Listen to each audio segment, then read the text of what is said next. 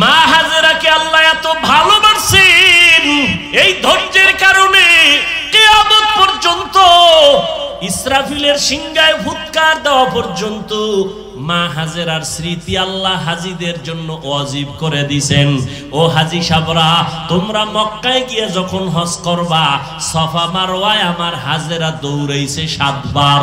তোরা যদি দৌড়টা না দেও, আমি আল্লাহ তোদের কারো হজ কবুল করব না। মাওলার কাছে হাজেরার ধৈর্য পছন্দ হয়ে গেছে। আর তুমি সেই জমজমের পানি পান করতেছো, মা হাজেরার কান্নার ফসল।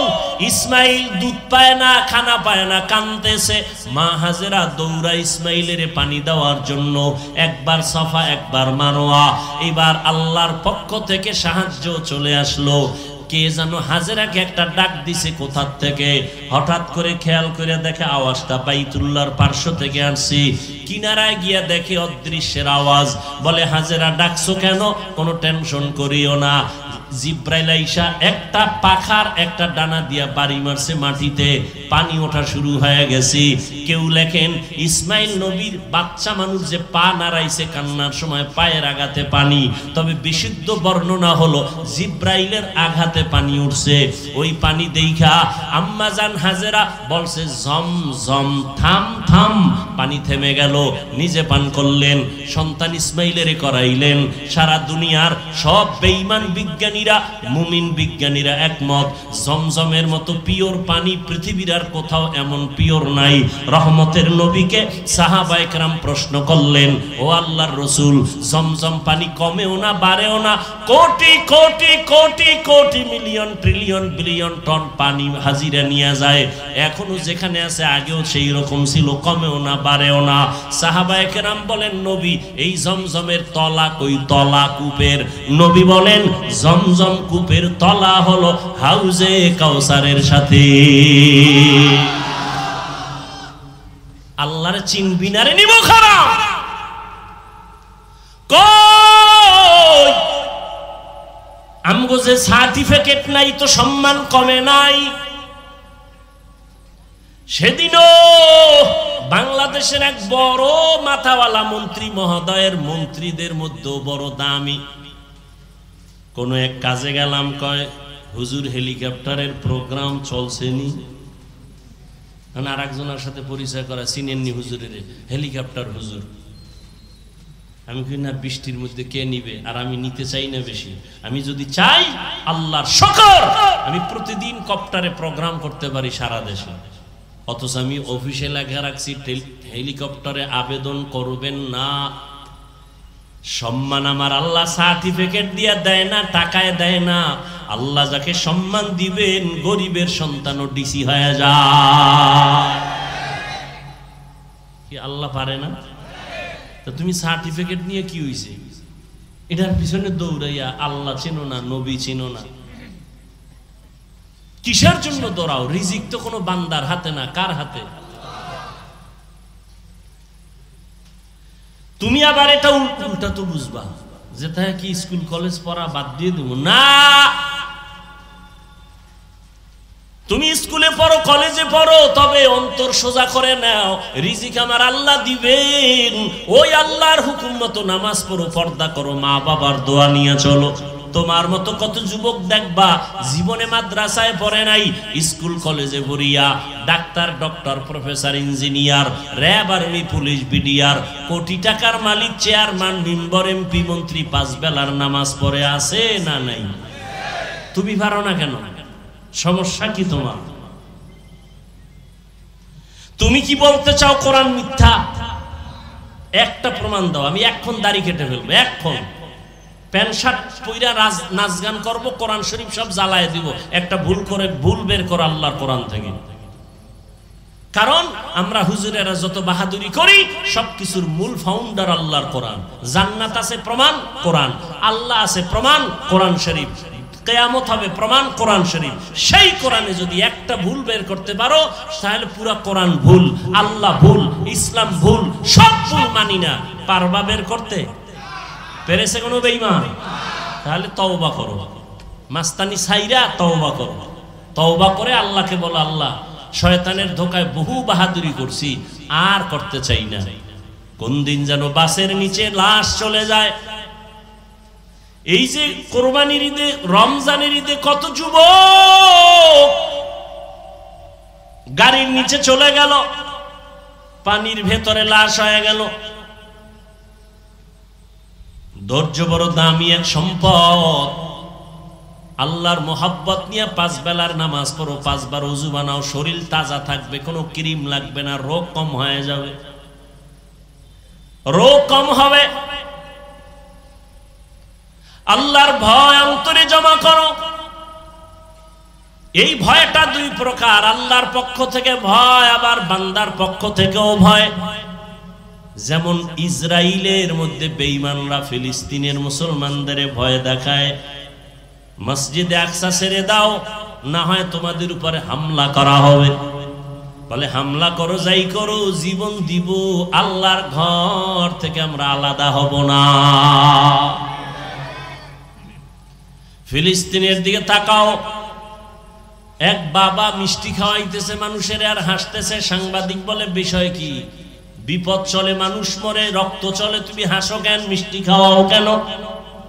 লোকটা বলে আমার 2টা সন্তান ইসরায়েলি বেঈমানদের হাতে শাহাদাতের পেয়ালা নিয়ে জান্নাতে গেছে, আমি খুশি, এই জন্য মিষ্টি খাওয়াই। আমিও তৈরি হইতেছি, আমিও এই পথে বিনা হিসাবে জান্নাতে যাব। বুঝাইতে পারি না রে বাবা, বুঝ নাই। নবীজি 13টা বছর বুঝাইলো, আবু জাহাল বুঝলো না। আর ওমর নবীর বয়ান শুনে নাই, হঠাৎ কইরা কোরআন শরীফটা হাতে লাগাইছে, তো নবীর প্রতি মায়া বাইরা গেছে, কালেমা পড়ছে। অথচ আসছিল 100 লাল উট পুরস্কারের লোভে নবীর কল্লা নিয়ে দিবে আবু জাহালের কাছে। বুঝটা বড় কঠিন ও বাবা, বুঝো, তুমিও মুসলমান, আমিও মুসলমান। তোমার আল্লাহ আমার আল্লাহ 2 না 1? তোমার নবী আমার নবী, তোমার কাবা আমার কাবা, তোমার কোরআন আমার কোরআন, তোমার ধর্ম আমার ধর্ম, তোমার আমার হাদিস, তোমার আমার আল্লাহ এক, কোরআন এক, কাবা এক, ধর্ম এক। দুনিয়াতে আসছি সিস্টেমও কি না উত্তরবঙ্গের মানুষগুলো লঙ্গি পরে আসছে। বিদায় বেলা কাফন হবে 3টা, মহিলাদের হবে 5টা, ধনীদের জন্য একটা কাফন বাড়ানো হবে। প্রধানমন্ত্রী যদি দুনিয়ার থেকে যাবেন, মহিলা হলেও তার 6টা কাফন দেওয়া হবে। রিক্সা ড্রাইভার যদি মরে যায়, তারও যেমন 3 কাফন। কোটি টাকার মালিকও যদি মরে যায়, তাকেও 3 কাফন। কারো সম্মানে একটা কাফন বাড়ানো হবে না, গরিব হওয়ার কারণে একটা কাফন কমানো হবে না। কবরের সাইজও হবে সমান, নাকি ধনীদেরটা একটু এসি টেসি লাগাই দিবে। গরিবের কবর যেমন, ধনীর কবরও তেমন। কাফনের কালার হবে আলাদা। কি আমগো হুজুরদের কালার হবে একরকম, আপনারা যারা হুজুর না তাদের কাফনের কালার হবে আর এক রকম। সবার কাফনের কালার এক, সংখ্যাও 3টা, তাও এক। কারো কাফনে লেখা থাকবে না এমপি সাহেবের লাশ, বড় হুজুরের লাশ কাফনে লেখা থাকবে। অতএব যতই বাহাদুরি করি না কেন, সাদা কাফনে ঢুকার পর সব শেষ হয়ে যাবে, ঠিক নি? জিন্দেগি মে বন্দগি তু কর নাহি, জিন্দেগি মে বন্দগি তু কর নাহি, जिंदगी बे बंदगी शर्मिंदा है, जिंदगी बे बंदगी शर्मिंदा है। दुनिया में हो दुनिया का तलबगार न हो, बाजार से गुजर हो खरीदार न हो। ये दुनिया एक मिसले कागज फूल है, ये दुनिया एक मिसले कागज फूल है, जिंदगी में बंदगी तू करना है, जिंदगी बे बंदगी शर्मिंदा है, जिंदगी बे बंदगी शर्मिंदा है। এরে নবীর আশিক উম্মতের দল,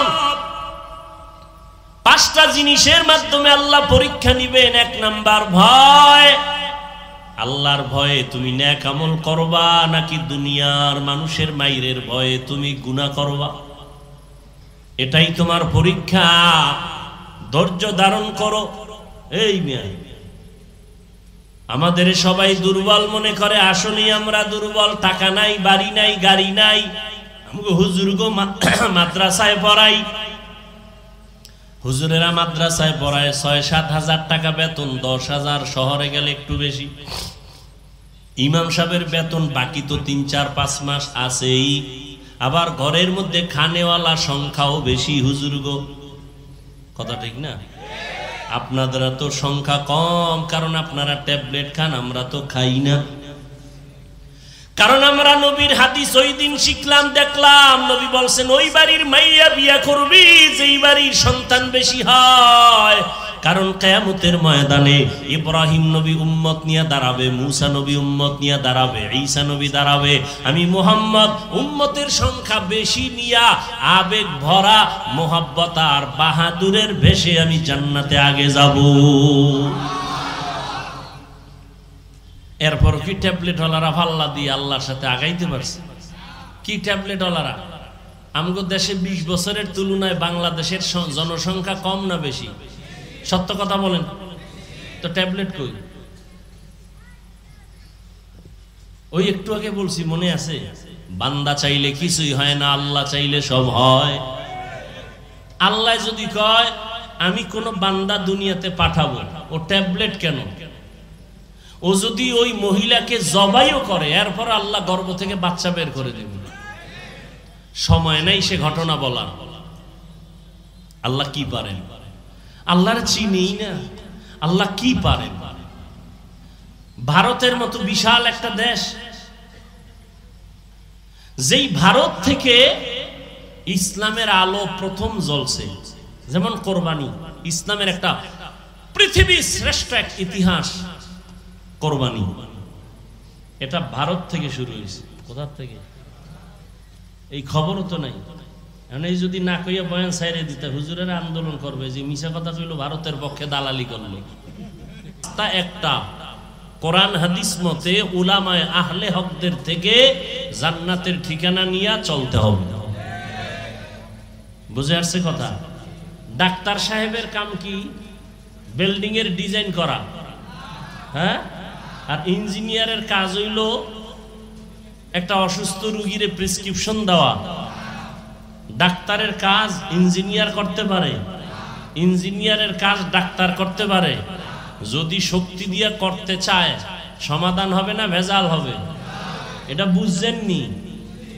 এটা বুঝছেন? আখেরাতের লাইনে কইলে বাঁকা হয়ে যান কেন? যে উলামায়ে কেরামের কাজ ডাক্তার করতে পারে না, ইঞ্জিনিয়ার পারে না, উলামায়ে কেরামের কাজ করবে উলামায়ে কেরাম। এটা আল্লাহ পক্ষ থেকে নির্ধারিত, রসুল থেকে সিল মারা। এটা যদি কোনো ইঞ্জিনিয়ার করতে যায় সমাধান হবে না ভেজাল? ইঞ্জিনিয়ার কোনো ডাক্তার করতে গেলে সমাধান হবে না ভেজাল?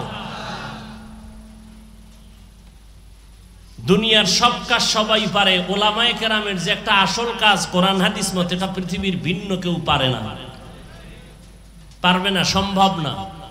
এজন্য আল্লাহ কোরআনের আয়াতে বলছেন ওয়াজআলনা মিনহুম আইম্মাতান ইয়াহদুনা বিআমরিনা। উলামায়ে কেরামের দায়িত্ব হলো সারা দুনিয়ার উম্মতকে জান্নাতের পথে আহ্বান করবে, হেদায়েতের দাওয়াত দিবে। এই কাজ আলেমদের, এটা আর কেউ পারবে না, সম্ভব না। কিন্তু এখানেও ঝামেলা ঢুকছে। কি ঢুকছে? ঝামেলা ঢুকছে। কি ঝামেলা? বলে ওলামায়ে কেরাম পিছিয়ে থাকবে কেন? তো কি করবে? কয় ইমামতি বাদ দে। কি ব্যবসা ল? ইমামতিতে বেতন কত? কয় ৬,০০০, বাকি কয় ১৩ মাস। বাদ দে, কি করো? ব্যবসা করো, কোটি টাকার মালিক হতে হবে। তাহলে আলেমরা আলেম হয়ে যদি ইমামতি বাদ দিয়ে ব্যবসা করে, তাই জানাজার ইমামতি করবে গরু, আর মসজিদে নামাজ পড়াবে ছাগল। কি বুঝাতে চাও? সত্য কথা স্বীকার করো, মানো আর না মানো। আমার বয়ানের মূল শব্দ আজকে এটা, মেনে নাও। মানো আর না মানো, স্বীকার করো। বোকা মানুষ কি বলে যাই লিখে রাখো, ভালো করে বুঝো। আর কপাল যদি পুড়ে যায়, আমি কেন, রসুলের বয়ানও কপালে কালেমা আসে না। আর কপাল যদি খুলিয়াই যায়, তো নবীকে তরবারি নিয়ে গলা কাটতে এসেও কালেমা পড়ে নেয়, এর নাম কপাল। এই এলাকায় মাহফিলের এলান চলছে বহুদিন, আসার নিয়ত করে অনেকে আসতে পারে নাই, ঠিক, এর নাম কপাল। আর একদল আসছে কিন্তু প্যান্ডেলে ঢুকতে পারে নাই। কোথায় তারা? কয় আশেপাশে কিছু মার্কেট আছে না, ওয়াজ উপলক্ষে কিছু দোকান আছে না, ওখানে আড্ডা দেয়। কারণ সেখানে মাইকের আওয়াজও পাওয়া যায় ফাও, আর ওদিক দিয়ে নগদ পাইতেছে বেপর্দা নারী। কথা কান না কেন? সত্য কথাটা স্বীকার করতে বলছি, মানেন আর না মানেন, আছে না নেই? যাকে বিয়া করতে পারবেন তাকে দেখা দেওয়া জায়েজ নাই বিয়ার আগে, সহজ মাসআলা। যাকে বিবাহ করতে পারবেন তাকে বিবাহের আগে দেখা হারাম। ইচ্ছা করে একবার দেখবেন, একটা কবিরা গুনাহ, একটা কবিরা গুনার শাস্তি ৭,০০০ বছর জাহান্নামের আগুন। মানেন আর না মানেন, স্বীকার করেন। আর যদি কোন আমি ভুল বলি, আসেন, আল্লাহর কোরআন আছে। আমনে কোন নেতা? আপনার থেকে বড় বড় বড় বড় বড় বড় বড় বড় সৃষ্টির মাস্তানরা পর্যন্ত কোরআন নিয়ে কম চালাকি করে নাই। ১৫০০ বছর পর্যন্ত মাথা নত করে গেছে, সারেন্ডার করেছে, কালেমা পড়েছে, একটা ভুল কোরআন থেকে বের করতে পারেনি। আপনি কয় নাম্বারের মাস্তান? আল্লাহ আমাদের সব ভাইকে হেদায়াত দান করুন। আল্লাহ। তো উলামায়ে কেরামের ইজ্জত আল্লাহ বাড়ায় দেন, এই জন্য দোয়া করলাম। যারা ফেসবুকে আলেমদের বিরুদ্ধে লেখে, এরকম কিছু আল্লাহর বান্দা আছে না নাই? আছে না নাই? সারা বাংলাদেশে আমি বলি, এরা মা বাবার চূড়ান্ত অভিশপ্ত সন্তান। মা বাবার অভিশপ্ত সন্তান ছাড়া আলেমদের বিরুদ্ধে ফেসবুকে মিডিয়ায় চক্রান্ত করতে পারে না। যারা করে ওরা মা বাবার অভিশপ্ত সন্তান। আল্লাহর কাছে দোয়া করি আল্লাহ ওদের হেদায়াত দান করেন। তো আমি যে আয়াত পড়েছি এবং রসুলের হাদিস থেকে সংক্ষিপ্ত একটি হাদিস পড়েছি, আয়াত হাদিসের আলোকে ইখলাস ও রুহানিয়তের সমন্বয়ে সহি তরিকায় সহি নিয়তে সহি কিছু কথা আমাকে বলার মতো, আপনাদেরকে শুনবার মতো দয়াময় আল্লাহ তৌফিক দান করুন। ওয়ালানাবলুওয়ান্নাকুম বিশাইইম মিনাল খাউফি ওয়াল জুই ওয়া নাকসিম মিনাল আমওয়ালি ওয়াল আনফুসি ওয়াস সামারাত ওয়া বাশশিরিস সাবিরিন।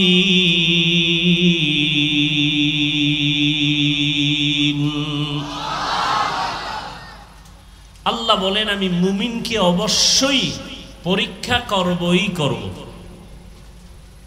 ভয়ের মাধ্যমে, ক্ষুধার মাধ্যমে, সম্পদের কোরবানি, জানের কোরবানি, ফলের ঘাটতির মাধ্যমে, 5টা জিনিসের দ্বারা আমি মুমিনকে পরীক্ষা করবই করব। ওয়া বাশশিরিস সাবিরিন, সবের ধৈর্য ধারণকারী যারা, তাদের জন্য সুসংবাদ। পয়গম্বর বলেন, মান ইউরিদিল্লাহু বিহি খায়রান ইউসিব মিন, আল্লাহ যাকে বেশি মোহাব্বত করবেন, ভালোবাসবেন, তাকে আল্লাহ মুসিবতের পরীক্ষা নিবেন। তাহলে মুসিবত আসাটা আল্লাহর পক্ষ থেকে মুমিনের জন্য নেয়ামত। মুমিনের জন্য নেয়ামত। মুসিবত কে দিবেন? আল্লাহ দিবেন। উদ্ধার কে করবেন? আল্লাহ করবেন। মুসিবতটা কেন? আল্লাহ যাচাই করবেন তোমার ঈমানটা দুর্বল না মজবুত। আমি যে আয়াত পড়েছি এখানে 5টা জিনিসের কথা বলা হয়েছে, তবে এই মুসিবতে আল্লাহ যে পরীক্ষা নিবেন 5টা জিনিসের দ্বারা, পাশ করবে কারা আল্লাহ তাও বলে দিয়েছেন। একটা গুণ যাদের মধ্যে থাকবে তারা এই 5 পরীক্ষায় পাশ করবে। আর এই পরীক্ষায় পাশ করলে সে দুনিয়াতেও বাদশা, আখিরাতেও বাদশা, বিনা হিসাবে জান্নাত। পাশ করার জন্য কয় পুঁজি? একটা পুঁজি লাগবে। পরীক্ষার বস্তু 5টা, পাশ করতে হলে পুঁজি লাগবে কয়টা? পুঁজির নাম ধৈর্য। পুঁজির নাম ধৈর্য। 3 প্রকার: ইবাদতের বেলায় ধৈর্য, মুসিবতের বেলায় ধৈর্য, গুনাহের বেলায় ধৈর্য। সবর ফিল ইবাদাহ, সবর ফিল মুসিবাহ, সবর আনিল মাসিয়া। এই যে এখানে আপনারা বসছেন, এটা ইবাদতের সওয়াব। 1500 বছর আগে রহমতের নবী বলেন, উলামায়ে আহলে হকের মজলিসে যখন কোনো উম্মত কোরআন সুন্নাহর মোহাব্বত নিয়ে বের হয়, আল্লাহ প্রত্যেকের সাথে 70,000 রহমতের ফেরেশতাকে কাফেলা বানায় দেন এবং ওই প্যান্ডেলকে পুরা ফেরেশতারা বেষ্টন করে নেন। যতক্ষণই প্যান্ডেল থাকবে, বয়ান চলবে, অনবরত আল্লাহর রহমত অবতীর্ণ হবে। এবং আল্লাহ ঘোষণা করে দিয়েছেন, ফেরেশতারা ওই প্যান্ডেলে যারা আছে ঘোষণা দাও এদের জিন্দেগীর সব গুনাহ মাফ। এই প্যান্ডেলটার মর্যাদা আছে না নাই? থাকবে না কেন? দুনিয়ার কোন টাকাওয়ালা যদি এতগুলো মানুষ এই বৃষ্টির মধ্যে বসায় রাখতে চাইতেন, বৃষ্টিতে কেউ বসে থাকতো? 1 নাম্বার, তার কতটা পেরেশানি হতে হতো। লোকগুলোকে আনার জন্য আসা যাওয়ার ফ্রি গাড়ি দেওয়া লাগতো। কথা বলেন, সত্যটা বলেন না কেন? গাড়ি দেওয়া লাগতো কি? ফ্রি। আসার পরে বসার ব্যবস্থা থাকতো, ভিআইপি যারা তাদের জন্য আলাদা চেয়ার, যারা নন ভিআইপি তাদের জন্য আলাদা ব্যবস্থা থাকতো, 2 পার্ট। কথা ঠিক? এরপরে ফাঁকে ফাঁকে নাস্তা, নাস্তা না পাইলেই চেয়ারের বাড়ি কি। এরপরে এই মানুষগুলোকে নিয়ন্ত্রণ করার জন্য রাখতো পুলিশ, র্যাব। যদি এতেও ভয় পাইতো তো সর্বশেষ নিরাপত্তার জন্য হাজির করত কুত্তা। কারণ মানুষের উপরে বিশ্বাস নাই, কুত্তা বেঈমানি করে না, মানুষ বেঈমানি করে। কোনদিন কোন কুকুর মালিকের সাথে বেয়াদবি করেছে পৃথিবীতে কোনো প্রমাণ নাই। পশ্চিমা বিশ্বে খবর নিয়ে দেখেন, কুত্তা নিয়ে মালিক ঘুমায়, মহিলা ঘুমায়, কুত্তা নিয়ে কোলে নেয়, বাচ্চাকে কোলে নেয় না। কুত্তা পশু জাতির মধ্যে মালিকের চূড়ান্ত বিনয়ী গোলামির মধ্যে কুকুরের থেকে আর কেউ নেই। কুকুর হলো সব থেকে শ্রেষ্ঠ মালিকের গোলামির মধ্যে। কিন্তু একটু চিন্তা করেন তো, এটা একটা কোরআনের মাহফিল, দ্বীনের মাহফিল। আপনাদেরকে আসা যাওয়ার কোনো গাড়ি ভাড়া দেওয়া হয়েছে? কেউ নিজে ভাড়া দিয়ে আসছেন, কেউ পায়ে হেঁটে আসছেন, ঠিক না? নাস্তা দিছে? দিবে? দিবে না। বরং কিছু টাকা মাহফিলের জন্য রেখে দেওয়া হলো। বসার জন্য ভিআইপি ব্যবস্থা, নন ভিআইপি আলাদা করা আছে। বরং পৃথিবীতে এরকম 3rd ক্লাসের বিছানা আর নাই যেটা আপনাদের দেওয়া হয়েছে। কোনো বিবাহের অনুষ্ঠানে এই বিছানা দিলে কি পরিমাণ জুতা খাবে, ঠিক না? কিন্তু এই দুর্বল বিছানা অনেকে মাটিতে বসছেন, কোনো কষ্ট আছে? এগুলো মানুষকে নিয়ন্ত্রণের জন্য পুলিশ আছে কতজন? র্যাব আছে কয়জন? কুত্তা আছে কয়টা? নাই। একটা মানুষ কোনো চুপচাপ নিজ দায়িত্বে, কোনো আওয়াজও নাই। কপাল খুললে শুধু এই কথাগুলোর দ্বারাই মানুষের হেদায়েত এসে যায়। যেটা কেমনে সম্ভব? এতগুলো মানুষকে দুনিয়ার টাকাওয়ালারা আনতে গেলে গাড়ি লাগতো, র্যাব লাগতো, পুলিশ লাগতো, নিয়ন্ত্রণ লাগতো, খানা দেওয়া লাগতো, বসার ব্যবস্থা ভিআইপি।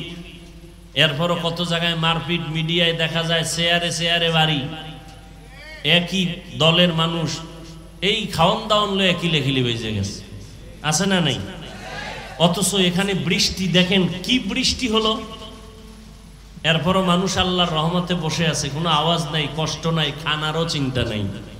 এই মুহূর্তে কাউরে টেলিফোনও যদি কেউ করে রিসিভ করবে না, কেটে দিবে, আবার দিলে আবার কাটবে, আবার দিলে আবার কাটবে। চতুর্থবার যদি দেয় তখন কান্ডারের নিচে নিয়ে আস্তে করে বলবে, এই মেয়ে 4-3বার কেটে দিলাম, আবার তুমি টেলিফোন করলা, তুমি বুঝো না আমি ব্যস্ত? আর যদি টেলিফোনটা ম্যাডাম করে তো আজকে রাত্রে তো খবর আছে।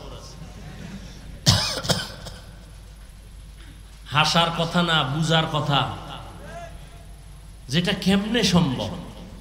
এই অবস্থা দেখা দুনিয়াতে বহু বিধর্মী কালেমা পড়ছে। এটা কেমনে সম্ভব? একমাত্র আল্লাহর মোহাব্বত আর রসুলের আদর্শ মানার কারণেই সম্ভব। এটাই জ্বলন্ত প্রমাণ আমরা মুসলমান শান্তির জিন্দেগি চাই, অশান্তি চাই না। আমরা মুসলমান মদিনার আদর্শ নিয়ে চলে, নিজেও শান্তি চাই, অন্যকেও শান্তি দিতে চাই, কলহ চাই না, দ্বন্দ্ব চাই না, মারপিট চাই না। কি আল্লাহ কোরআনে বলছেন, কেউ যদি অন্যায়ভাবে কাউকে হত্যা করে সে সারা দুনিয়ার মানুষকে হত্যা করার গুনায় শামিল। আজকে তো কুত্তা মারলে মানুষ কষ্ট পায়, মানুষকে জবাই করতে কষ্ট পায় না। আল্লাহ সবাইকে হেদায়েত দান করুন। তো যে পুঁজি লাগবে, পুঁজিটার নাম কি? ধৈর্য। এখন আপনারা বসে আছেন, এটা ইবাদতের ধৈর্য, এটা ইবাদতের সওয়াব। যাদের ধৈর্য আছে তারা আছে, যাদের ধৈর্য নাই তারা বৃষ্টি দেখে আসেই নেই। আর একদল আইসে অর্ধেক পথে দৌড়, আবার একদল প্যান্ডেলে বইয়াও দৌড়। বৃষ্টিতে মরবে মরবে, তবে বৃষ্টিতে মরবে না, এটা তার আব্বার মান্যত করা, এই জন্য উঠা দৌড় দিছে। এর নাম কফাল। বান্দা চাইলে কিছুই হয় না, আল্লাহ চাইলে সব হয়।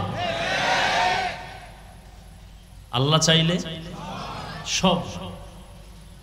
কেউ চাইছে আজকের মাহফিলটা না হোক, একজন্য একটু বৃষ্টি হওয়াটা খুশির কারণ, এরা খুশি হয়েছে না?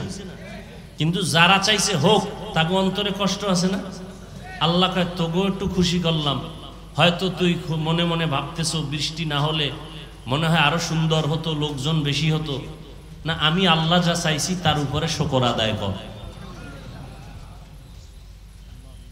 ধৈর্য বড় দামি একটা সম্পদ। ইবাদতের বেলায় ধৈর্য না থাকলে কোনোদিন ইবাদত করা যাবে। মুসিবতের বেলায় ধৈর্য, এই যে বৃষ্টি, এটা একটা মুসিবত। আল্লাহ ওয়াদা করছেন আমি মুসিবত দিব, তো মুসিবত যখন আসবে ঘাবড়াইও না। ইজা সাবাতহুম মুসিবাহ ক্বালু ইন্না লিল্লাহি ওয়া ইন্না ইলাইহি রাজিউন। মুসিবত যখন আসবে তখন তুমি দোয়া পড়ো, ইন্না লিল্লাহি ওয়া ইন্না ইলাইহি রাজিউন। আল্লাহর পক্ষ থেকে আসছে, আল্লাহর কাছেই ফিরে যাব, মুসিবত থেকে হেফাজত করো। আল্লাহ পাক চাইবেন যা তাই হবে, বান্দা চাইলে কিছুই হবে না, বান্দা কিছুই হবে না।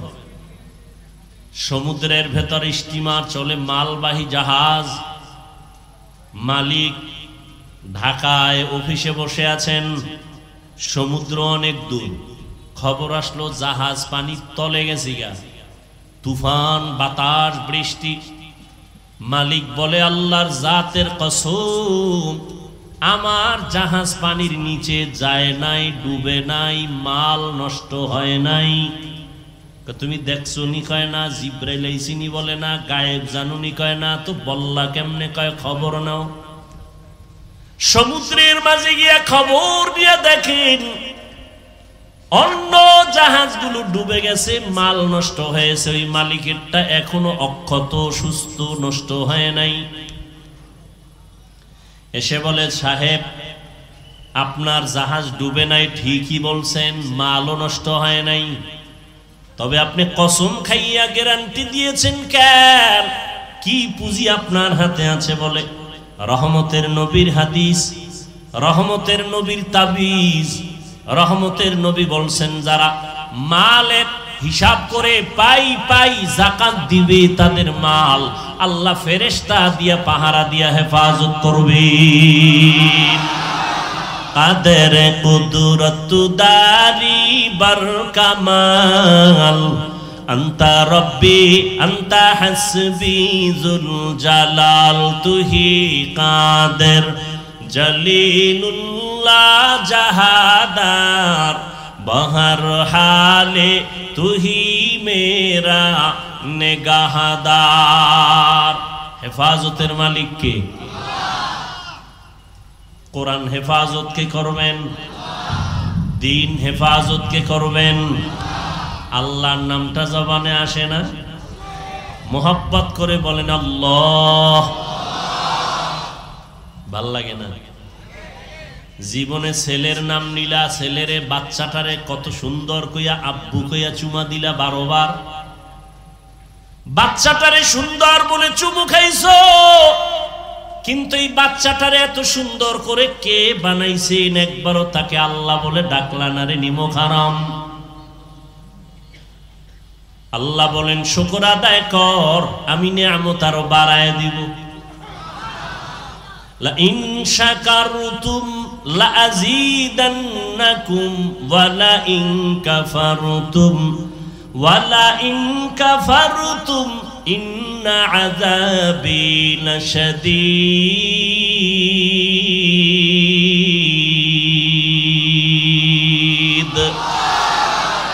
শুকরে নেয়ামত নেমাতাত আফজুকুনাত কুফরে নেমাত কাফাত বিরুকুনাত হামদুলাকা শুকরিলাকা ইয়া যুলমিনান হাজিরিয়া নাজরি বার হালেমা। আল্লাহর বান্দা বলে নবীজির ১৫০০ বছর আগে তাবিজ লাগানো মালের যাকাত সঠিকভাবে আদায় করো, আল্লাহ ফেরেশতা দিয়া মাল হেফাজত করবেন। দোকানে আগুন লাগে কেন? ঠিক মতো রসুলের তরিকায় ব্যবসা চালাও। ডাইনে বামে আগুন লাগবে, তোমার ঘরে লাগবে না।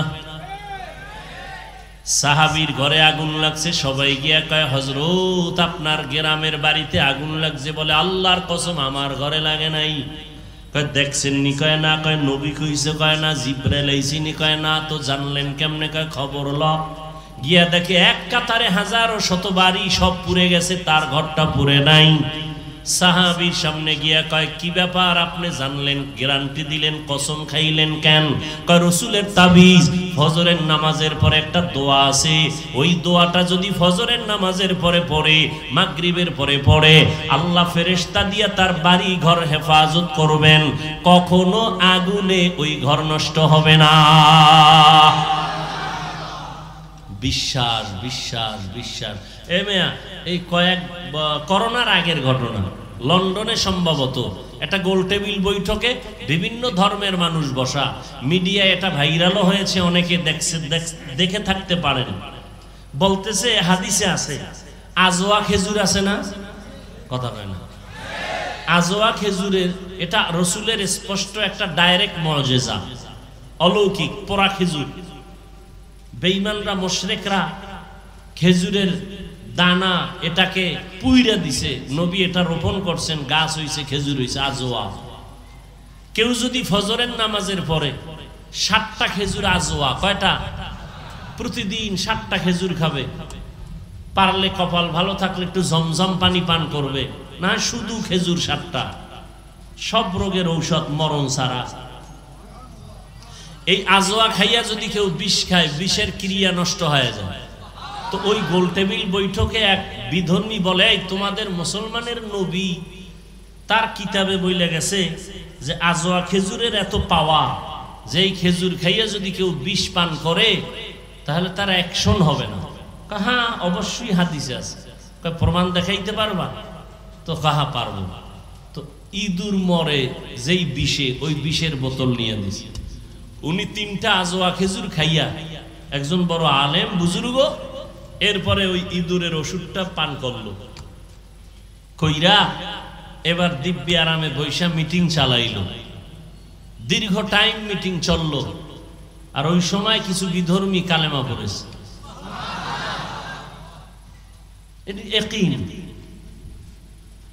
বিশ্বাস, যার যেই যত পার্সেন্ট বিশ্বাস মজবুত, তার তত পার্সেন্ট ওই কাজে ফলাফল বেশি ভালো। আমরা হুজুরকে দিয়া দোয়া করান না, কথা হয় না। কোরবানির সময় গরু জবাই দিছেন, ইমাম সাহেব কই আনেন, হুজুরের দিয়া করাইছেন কেন? আপনি পারেন না? দোয়া তো বাবার জন্য আপনি করলে এটা বেশি আছে, হাদিসে বেশি দরকার। হুজুরের সমস্যা তো আপনার ভিতরে জবান না পাক করে ফেলছেন, গাঞ্জা খাইয়া বিড়ি টেনে, মিথ্যা কথা বলে। জবান পবিত্র রাখেন, আল্লাহর কসম। জবান দিয়া গালি দিবেন না, মিথ্যা বলবেন না, প্রতারণা করবেন না। এই জবান দিয়া যখন আপনি যা চাইবেন তাই পেয়ে যাবেন।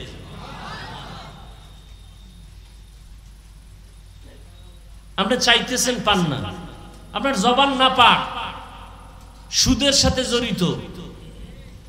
তো সুদের সাথে যারা জড়িত এরা হজ করলেও হজ কবুল হবে না। 10 তলা মাদ্রাসা বানাইলো একটা সওয়াব পাবে না। জীবন ভর যত মোনাজাত দিবে একটা মোনাজাতও কবুল হবে না। আল্লাহ কয় রেডিও রে বেঈমান, তোর সাথে আমি আল্লাহ নিজে যুদ্ধ করব রেডিও। কারণ তুই কত খারাপ, তোর গর্ভধারিণী মায়ের সাথে 24টা ঘন্টার সেকেন্ডে সেকেন্ডে তোর আমল নামায় জিনার গুনাহ লেখা হয়।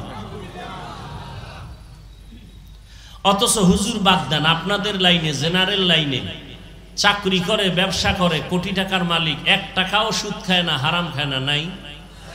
সত্য কথা বলেন, নাই? কিয়ামতের দিন তাকেই আল্লাহ দাঁড় করায় বলবে, এই বেঈমান, তোর লাইনের বান্দাটা হারাম খাইলো না, তুই খাইলি কেন? জবাব দে। আল্লাহ হেদায়েত দান করুন। আর হারাম খেয়ে শান্তি আছে, দুনিয়ায় আছে। যদি একটু দুনিয়ায় শান্তি পেত তো মনটা একটু বুঝাইতো যে হ্যাঁ দুনিয়ায় শান্তি। মরার আগেই ভেজা। দেখেন না কিভাবে দুদুকের নোটিশ আসতেছে, আসে না? সম্পদ, কোটি কোটি সম্পদ কামাই করে শান্তি মরার আগেই মাইয়ার থেকে আলাদা, ছেলের থেকে আলাদা, বউয়ের থেকে আলাদা। একটা জীবন, খাইতে বইয়া শান্তি নাই, ঘুমাইতে শান্তি নাই, শরীর অসুস্থ, এটা জীবন হইল? এটা একটা জীবন হইল? এরপরে যদি হামলা মামলা, তাজা মানুষ জাগায় মাইরে ফেলাইতেছে। গতকালকে একটা মানুষের পেটের ভিতরে দেখছেন না? হ্যাঁ, খবরও নেই।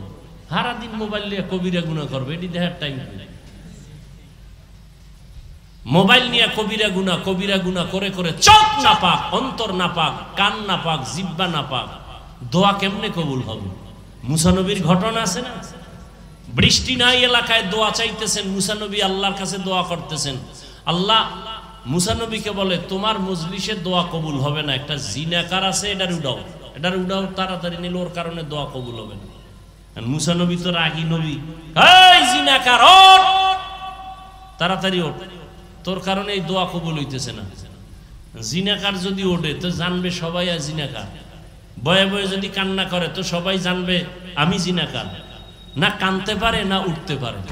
দিল খুইলে আল্লাহর একটা ডাক দিছে গোপন, এই মালিক 40 বছর আমি জিনা করি, আমার মা বাবা কেউ জানে না, তুমি জানো। 40 বছর তুমি ইজ্জতের পর্দা লাগায় রাখছো, আজকে নবীর সামনে বেইজ্জতি করবা, আর করবো না জিনা, মাফ করে দাও। মুহূর্তে আকাশটা মেঘাচ্ছন্ন হয়ে গেল, বৃষ্টি শুরু হয়ে গেল, মুসা নবীর জিভ বাইরে গেল, এই খোদা, মাত্র কইলা জিনাকার না উঠলে মোনাজাত করবো লইব না, তুমি ধাম করে বৃষ্টি দিলা, বিষয়টা কি? আল্লাহ কয়, যার কারণে বলছি দিমু না, তার কারণেই বৃষ্টি দিলাম। কাল্লা এটা আবার কেমন নীতি? মুসা জানো না আমি আল্লাহর একটা নাম আছে রহমান, আমার একটা নাম আছে গফফার। বান্দা যখন কান্না দিছে আমি সব মাফ করে দিছি। ইয়া ইলাহি तू मेरा माबूद है, या इलाही तू मेरा माशूक है, या इलाही मुझसे मुझको दूर करता ताके देखो मुझ में तुझको एक नजर। ধৈর্য নামের পরীক্ষার পাশ করার জন্য পুঁজিটা লাগবে বড় ধৈর্য। ইবাদতের বেলায় ধৈর্য, মুসিবতের বেলায় ধৈর্য, গুনাহের বেলায় ধৈর্য। ফজরের 4 রাকাত নামাজ, 4 রাকাত নামাজ পড়তে আপনার সর্বোচ্চ 20 মিনিট সময় লাগবে, কিন্তু কপাল পরা 20 মিনিটের ঘুমের মজা পাইয়া উঠে না, ঠিক নেই? ধৈর্য নাই, সারা রাত ঘুমাইছে, চিন্তা করেন 20 মিনিটের ঘুমের মজা ছাড়তে চায় না, কিন্তু এই 20 মিনিটের যে ঘুমাইয়া 4 রাকাত নামাজ পড়লো না, সাজাটা কি 20 মিনিট হবে? কঠিন সাজা হবে। গুনাহের বেলায় ধৈর্য, নিজেরে কন্ট্রোল করো। তুমি চাইলে মিথ্যা কথা বলতে পারো, কিন্তু নিজেরে কন্ট্রোল করো, মিথ্যা বলবা না, বিজয়টা তোমার পক্ষে একটু পরেই চলে আসবে। ধৈর্যের সাথে মুসিবত আসছে, তাড়াহুড়া করবা না, নিজেরে কন্ট্রোল করো, আল্লাহর সাহায্য কামনা করো। ধৈর্যের এই গুণটা যদি অর্জন করতে পারো, আল্লাহ তোমাকে দুনিয়া আখিরাতে অনেক পুরস্কার দিবেন। এর মধ্যে 2টা পুরস্কার দিবেন, বড় দামি, বড় শ্রেষ্ঠ পুরস্কার। দুনিয়ার পুরস্কার শ্রেষ্ঠ যেটা, আল্লাহ বলেন আমি আল্লাহ তার চিরদিনের বন্ধু হয়ে থাকবো। ইয়া আইয়ুহাল্লাযীনা আমানুস্তাঈনু বিস-সাবরি ওয়াস-সালাহ ইন্নাল্লাহা মা'আস-সাবিরিন।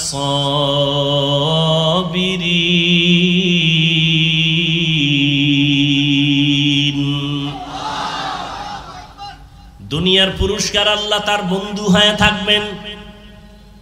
আখিরাতের শ্রেষ্ঠ পুরস্কার হলো আল্লাহ বলেন আমি তাকে বিনা হিসাবে জান্নাত দিয়ে দিব। এই যে পুরস্কারটা কারা পাবে? কারা পাবে? ধৈর্য ধারণকারী। ইন্নামা ইউওয়াফাস সাবিরুনা আজরাহুম বিগাইরি হিসাব। আল্লাহ বলেন ধৈর্য ধারণকারীরা কিয়ামতের দিন আমি বিনা হিসাবে জান্নাত দিয়ে দিব। ধৈর্য ধারণকারীরা আল্লাহর মুহাব্বত নিয়ে ধৈর্য ধারণ করো। ইয়া আইয়ুহাল্লাযীনা আমানুসবিরু ওয়া সাবিরু ওয়া রাবিতু ওয়াত্তাকুল্লাহ। ধৈর্য ধারণ করো, ধৈর্যের উপরে মজবুতি অর্জন করো, যে কোনো জায়গায় তুমি কামিয়াব হয়ে যাবে। আল্লাহ বলেন আমি ধৈর্যের মাধ্যমে 5টা পরীক্ষা করব। আমি আল্লাহ পরীক্ষা করে যাচাই করব কার ঈমান হালকা মজবুত। 5টার মধ্যে প্রথম যেই জিনিসটা দিয়ে আমি পরীক্ষা করব তার নাম হলো ভয়, মিনাল খাউফ। 4 মাযহাবের 4 ইমামের এক ইমাম, ইমাম শাফিঈ রাহমাতুল্লাহ আলাইহি লিখেন, এখানে ভয় দ্বারা উদ্দেশ্য হলো আল্লাহর আযাবের ভয়। ও আল্লাহর গোলাম, তুমি নামাজ পড়ো, পর্দা করো, দাড়িটা লম্বা করলে তোমার আল্লাহ খুশি, তোমার আপনজন আত্মীয় স্বজন বেজার হয়ে যাবে। এখন তুমি আত্মীয় স্বজনের ভয়ে দাড়ি কাটবা, বেপরদায় চলবা, নাকি আল্লাহর জাহান্নামের আযাবের ভয়ে নামাজ পড়বা, পর্দা করবা? এটা তোমার পরীক্ষা। ধৈর্য যদি থাকে তুমি পাস, আর ধৈর্য ধারণ করতে যদি না পারো তুমি ফেল হয়ে যাবা। আজকে তুমি বিবি তামাশায় পড়িয়া তালে পরে দাড়ি কাটবা, বেপরদায় চলবা, কিন্তু তুমি বিপদে পড়িয়া দেখো তোমার কলিজার বিবিও তোমার আপন থাকবে না। মরা লাগবে না, খালি একটু অসুস্থ হইয়া 10 দিন বিছনায় থাকো, টের ভাইবা তোমার কলিজার বউয়ের মোহাব্বতের পার্সেন্ট কত। বউরে টাকা দিলে আলহামদুলিল্লাহ, না দিলে নাউজুবিল্লাহ, ঠিক নেই? কোটি কোটি টাকা কামাই করো, বউয়ের জবানে হাসি নাই, শুকর আদায় করে না। দিতে দিতে স্বামী ফকির হয়ে গেল, কয় না আর দিও না, তো হয় না আরো দাও, আরো দাও। কয়জন বিবি ঘরে আছে বলবে আমার সন্তানের তুমি পোশাক দাও, ঈদের বাজার করো, আমার জন্য কোনো শখ নাই, পারলে তুমি খুশি মনে যখন পারো দিও, এখন আমার দরকার নাই, তুমি দাঁড় কইরা কোনো পেরেশানি মাথায় নিবা না। এমন বিবি যারা পাইবা তুমি জান্নাতের ঘেরান নিয়ে কবরে যাইবা। আমগো আম্মা জানেরা স্বামীরে ফকির বানাইতে পারলে খুশি, পেরেশানি হুদা জায়গায় একটা টেলিফোন কইরা কবে কই আছো, কয় এখানে আছি, তাড়াতাড়ি আইও, ভেজাল কি বিষয়, দৌড়ে গেছে এদিকে একটা জরুরি মিটিং, এক প্যাচ লাগাইয়া দিছে টেলিফোন দিয়া, বাসায় গিয়া খায় এই আমার মাথাটা ঘুরায় তো এখন ভালো হয়ে গেছে।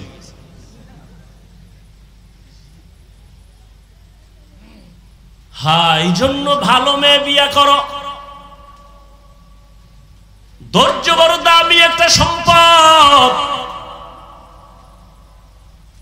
ধৈর্যের পাহাড় পৃথিবীতে স্থাপন করে গেছেন। ও পর্দার আড়ালের আম্মা জানেরা, ইতিহাস ভালো করে পড়ো।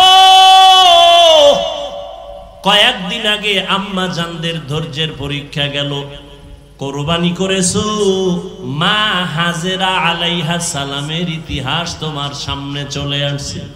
ইসমাইল নবীর মা কেমনে সন্তানটারে বাবার কাছে ছুরির নিচে দিয়া দিল। দুনিয়াতে 80 বছরের পরে বাবা ইব্রাহিম একটা সন্তান পাইছেন, ইসমাইল।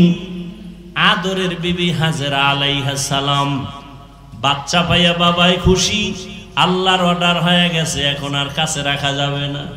মক্কার কিনারায় জঙ্গল পাহাড়, ওখানে বিবি হাজেরাকে আর ইসমাইল শিশুটারে রাইখা নবী ইব্রাহিম বিদায়। আম্মা জান হাজেরা কয়, ও পয়গম্বর আপনি যেখানে রেখে যান আপনি কই যান? কয় আমি বাড়ি চলে যাই। কয় বিষয়টা কি? এখানে মানুষ নাই, সূর্যের আলো নাই, কিচ্ছু নাই, খাওন দাওন নাই, আমি মহিলা মানুষ, এই শিশু বাচ্চা নিয়ে কেমনে থাকবো? এবার ইব্রাহিম নবী কথা বলে না, চুপ করে দাঁড়ায় আছেন। মা হাজেরা বলে, আরে নবীর স্ত্রী তো, এত বুদ্ধি তো আল্লাহ কিছু দিয়া রাখছেন। কয় বড় বউ সারা বিশ্ব সুন্দরী, এর সাথে কোনো দ্বন্দ্ব? ইব্রাহিম নবী মাথা নাড়ায় বলে, না। হাজেরা বুঝতে পারছেন এখানে আল্লাহর হুকুম আসছে। এবার কা আল্লাহর হুকুম হইছে নি?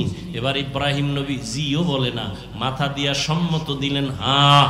এইবার হাজেরা কয়, আল্লাহ যদি অর্ডার করে থাকেন আমি হাজেরার কোনো আফসোস নাই, দুঃখ নাই, আপনি চলে যান, দোয়া করবেন আল্লাহ যেন হেফাজত করে।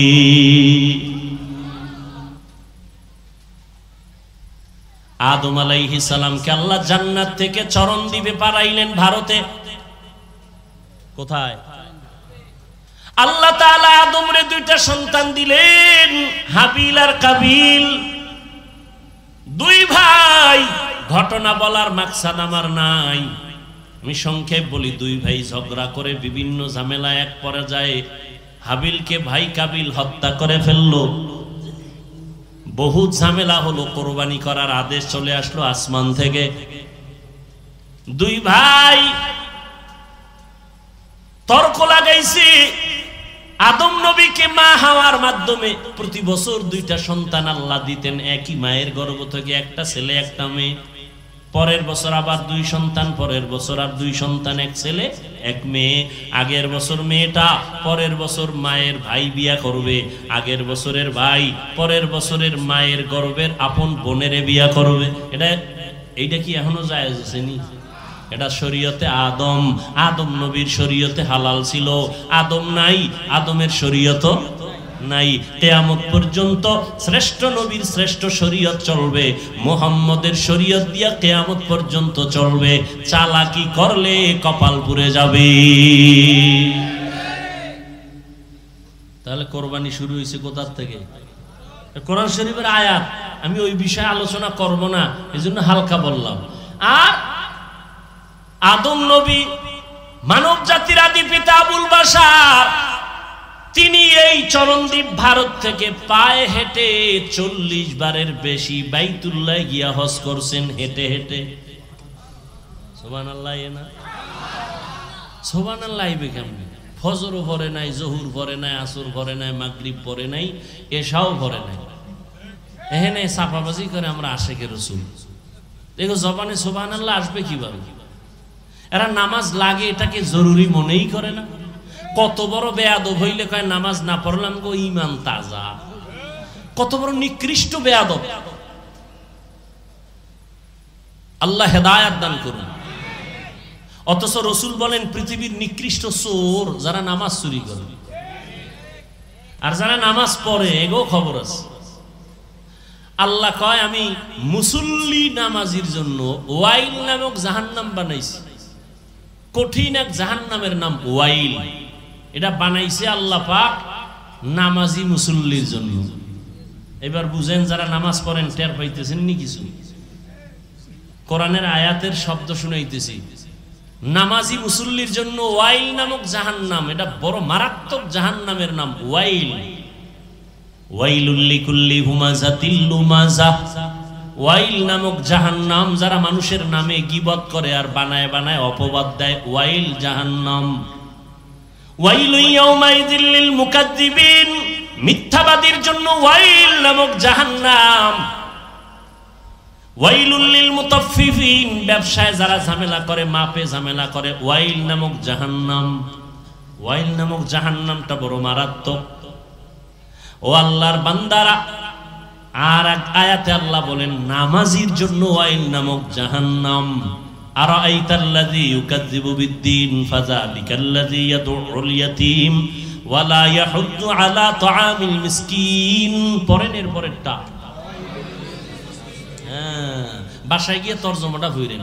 ফাওয়াইলুল লিল মুসাল্লিন। মুসল্লির জন্য ওয়াইল নামক জাহান্নাম। এবার যারা নামাজ পড়েন একটু খুশি নাকি? আমরা তো ওই লাইনে নেই। হ্যাঁ, তোমার জন্য আরো কঠিন জাহান্নামের আযাব। তোমার পরকালের ভিড়া তো পরে নামাজ না পড়ে দুনিয়াতে চেহারার নূর থাকবে না, থাকবে না। এখনই তো চেহারার দিকে তাকাইলে মায়া লাগে না, অথচ বয়স মাত্র 27 বছর। এর যুবক, 40 বছর পর্যন্ত তোর চেহারাটা সুন্দর থাকবে, উজ্জ্বল থাকবে, কোনো মেডিসিন পাউডার ক্রিম লাগবে না। আল্লাহ নিজ হাতে এটারে বানায় দিছে। অথচ 27 বছর বয়স তোর, 25 বছরের চেহারার মধ্যে কেন উজ্জ্বলতা নাই, মায়া নাই, দেখলে ভাল লাগে না? তোর চেহারা তো নষ্ট হয়েছে কেন বল? সারা রাত্র মোবাইল নিয়ে কবিরা গুনাহ করছো, আমার মাওলা সহ্য করতে পারে নাই। চেহারার নূর আল্লাহ নিয়ে নিছে। শুধু কি তাই? এই মোবাইল চালাইতে চালাইতে তোর চোখের পাওয়ার নাই, কানের পাওয়ার নাই, হার্ট দুর্বল, ব্রেন দুর্বল, সব দুর্বল হয়ে গেছে। বুকে ব্যথা বাড়ছে, মাথা ব্যথাও বেড়ে গেছে এই মোবাইল দেখতে দেখতে। ঠিক নেই? একটু টেনশন দূর করি। মোবাইল হলো সব রোগের মূল রোগ। এক ওসি সাহেব কয়, হুজুর নেশার বিরুদ্ধে ওয়াজ করেন। আমি বললাম কোন নেশা? কয় মদ, ইয়াবা। আমি কি সব বাদ দেন, মোবাইলের নেশার বিরুদ্ধে ওয়াজ করেন। কামনে করেন তা আমি করি, শুনেন যাইয়েন নাই। মিরপুরে ঠাডা ভাঙ্গা ওয়াজ দিলাম মোবাইলের বিরুদ্ধে। মোবাইল, স্বামী স্ত্রীর মাঝখানে পর্দা লাগাইছে মোবাইল। স্ত্রী স্বামীর হক আদায় করে না, স্বামী স্ত্রীর হক আদায় করে না। কেন? কয় মোবাইলের হক আদায় করতেই তো রাত শেষ। মা বাবা সন্তানের হক আদায় করে না মোবাইলের কারণে।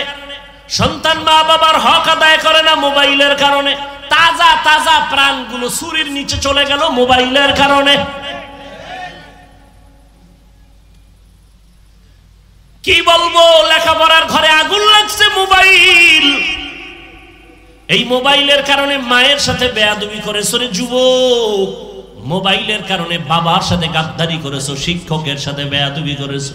আল্লাহর কসম করে বলি, লিখে রাখ, তোর কপাল আগুন লাগছে। তুই মরার আগে এত তাড়াতাড়ি মরবি না। আর যদি মরো তো গাড়ির তলে, মানে যে ধর এটাও কইতে পারবি না, শেষ। আর যদি না মরো তো বিছানায় মরার আগে পঙ্গু হয়ে থাকবি, লেখা রাখ। হাদিস শুনানের সময় নাই যে আমি যা বলতেছি মনে করিস না গাঞ্জা খাইছি। আমার চেহারা দেখলে গাঞ্জাখোরের মতো মনে হয়? তো তুই কেন বলো আবল তাবল বলি? তোর চেহারা দেখলে মনে হয় তুই গাঞ্জা খাও, তুই ইয়াবা খাও, তুই নামাজ পড়ো না, তুই মায়ের সাথে বেয়াদবি করো, বাবার সাথে বেয়াদবি করো, অল টাইম তোর উপরে অভিশাপ অভিশাপ অভিশাপ। ভয় লাগে তুই কখন হাত পাও ভাঙ্গে গাড়ির তলে বইরা থাকে, ভয় লাগে আমার। শিক্ষকের সাথে বেয়াদবি করেছো, পাওয়ার দেখাইতে গেছো শিক্ষকের সাথে, আল্লাহর কসম করে বলি আল্লাহ তোরে মাফ করবে না শিক্ষক যতদিন পর্যন্ত তোরে ক্ষমা না দিবে। এটা বান্দার হক, বান্দার হক, বান্দার হক। মা বাবায় ক্ষমা না দেওয়া পর্যন্ত আল্লাহও দিবেন না।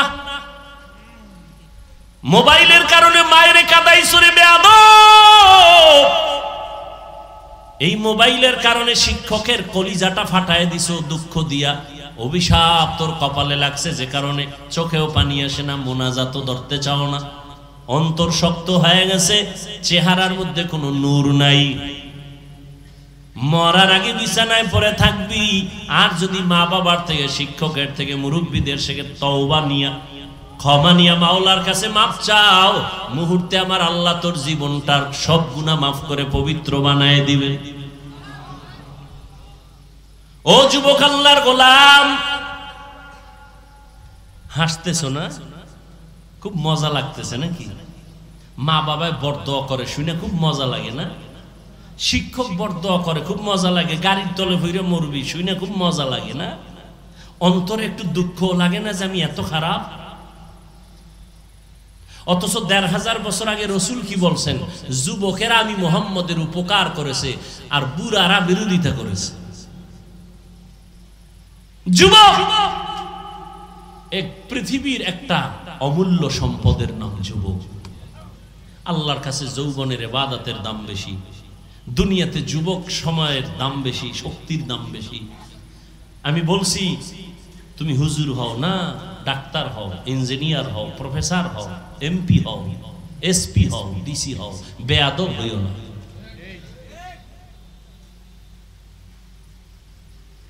অনেক ডিসি সাহেবের গুণগান খুব ভালো, খুব ভালো, এসপি সাহেব ভালো, মেম্বার ভালো, চেয়ারম্যান ভালো, নাই? সবকিছুর ভালোর পেছনে মায়ের অবদান, মায়ের দোয়া। মা বাবার দোয়া, চোখের পানি না থাকলে কোন সন্তান এ দুনিয়ায় সম্মানের চেয়ার পাইতো না। কিন্তু কত সন্তান বুঝেও না যে মা বাবার দোয়ার কারণে এখানে বসছে। মা বাবার খোঁজ খবর নেয় না, মা বাবার জন্য দোয়াও করে না। বন্ধু বান্ধবের টাকা পয়সা বিলায়, মা বাবার জন্য বিলাইতে পারে না। বাইতুল্লাহ যাই একটু আল্লাহরে ডাকবে, টাকা আছে কপাল নেই, ঠিক নেই। বছরে ২-৩ বার যাইতে পারে, একবারও যায় না। জিগাইলি কয় এই সমস্যা, এই সমস্যা, কপাল বড় খারাপ। ও আল্লাহর বান্দারা, আল্লাহ পাক বলেন আমি ৫টা জিনিসের মাধ্যমে পরীক্ষা নিব। ১ নাম্বার আল্লাহর ভয়, দ্বিতীয় পরীক্ষা হলো ক্ষুধা। ইমাম শাফিঈ রাহমাতুল্লাহ আলাইহি বলেন ক্ষুধা মানে এখানে উদ্দেশ্য হলো রোজা। এই যে রমজান মাস গেল, কত কুলাঙ্গারের বাচ্চারা এই বাংলাদেশে বলছে ঘরের মধ্যে কি ভাতের অভাব আছে, রোজা রাখবো কেন? বলে নাই? আমরা কি ভাতের অভাবে রোজা রাখি? রোজা তো হিন্দুরাও রোজা রাখে, খ্রিস্টানেরাও রাখে, ইহুদিরাও রাখে। দুনিয়াতে এমন কোন ধর্মের মানুষ নাই যেই ধর্মের মধ্যে রোজার আইন নাই, তবে তাদের নাম আলাদা, সিস্টেম আলাদা। আমরা কই রোজা, তারা কয় না খাওয়ার সাধনা। কোন কোন ধর্মেও দেখছি এরকম লেখা, না খাইয়া যদি মরতে পারে বিনা হিসাবে জান্নাত পাবে। কিন্তু আমরা মুসলমানেরা না খাওয়ার সাধনা করি না, বরং না খাওয়ার ভেতর থেকে আল্লাহ পাওয়ার সাধনা করি। পরকালের সওয়াব বাদ দাও। চিকিৎসা বিজ্ঞানীরা রোজা নিয়ে গবেষণা করে বলছে শরীর ঠিক রাখার জন্য একটা মহা ঔষধের নাম রোজা। জনমের মতো খাইবা না, এতে শরীর সুস্থ থাকবে না। খবরদার, শরীর সুস্থ রাখার জন্য আল্লাহ পাক কিছু নিয়ম বাতায় দিছে। শরীরে তোমার যতটুকু টানবে ততটুকু দিতে হবে, বেশি দেওয়া যাবে না, কমও দেওয়া যাবে না। তোমার শরীর, তোমার পেট, পুরা বডির মধ্যে তোমার মেশিন। প্রত্যেকটা মানুষের ভিতরে 23টা ইঞ্জিন আছে, 23টা মেশিন আছে। কয়টা? 23টা মেশিন আছে বডির ভিতরে। মাথায় আছে 10টা, কয়টা? পেটের মধ্যে আছে 8টা, কয়টা? 8টা। এরে আল্লাহর বান্দা, এই মেশিনের মধ্যে শ্রেষ্ঠ যেটা মূল সেটা হলো পেট। তোমার এই বডিকে সুস্থ রাখার জন্য ওখান থেকে 8টা মেশিন পুরা বডিটারে কন্ট্রোল করে পেটের মাধ্যমে। এরে নবীর উম্মতের দল, এই জন্য খাদ্য নিয়ম ছাড়া খাওয়া যাবে না। বেশি খাইলেও ঝামেলা, কম খাইলেও ঝামেলা। বিজ্ঞান, চিকিৎসা বিজ্ঞানীরা বলে, আমার কথা যদি বিশ্বাস না করো, আজকে বাসায় গিয়া মোবাইলে তো আকামি করছো জীবনভর, আজকে একটু গুগলে সার্চ দিও, গুগলে সার্চ দাও, দিয়া লেখবার রোজার দ্বারা শরীরের উপকার কি কি। ওখানে সব তঙ্গ মুরব্বী টাইওয়ালারা বসে আছে, গবেষক। আমাকে হুজুর টুজুর ওখানে কেউ নেই, সুন্দরভাবে গবেষণা দিয়ে রাখছে রোজা রাখলে কি হয়। আমাদের বাংলাদেশের এক হিন্দু ডাক্তার গত রমাজানে 50 লাইনের একটা ফেসবুকে লেখা দিছে, আমাকে একজনে দেখাইলো রোজার দ্বারা শরীরের কি উপকার। এজন্য রহমতের নবী পৃথিবীর শ্রেষ্ঠ ডাক্তার, পৃথিবীর শ্রেষ্ঠ ডাক্তার আমার নবী। শুধু রমাজান না, প্রত্যেক সোমবার, সপ্তাহের বৃহস্পতিবারও রোজা রাখতেন। রোজা রাখলে শরীর সুস্থ থাকে, পুরা ব্যালেন্স ঠিক থাকে, আর জনমের মতো খায়। আল্লাহ যা দিছে এও খায়, নিজেও আউলা জাউলা খাইতেছে, খাইয়া আস্তে বিছানায় পইরা থাকে। তো লাভ কি? হালাল হারাম খাইলে কোনো শান্তি নাই রে বাবা। হালালটারও যারা হারাম বানায় খায়, এই কারণে পেট নষ্ট, তার সব নষ্ট। পেটে ব্যথা উঠছে, পেটের খানাটা বলতো মাথা ব্যথা শুরু হয়ে গেছে, খানাও, ঘুমও নাই, রুচিও নাই, সব নষ্ট হয়ে গেল।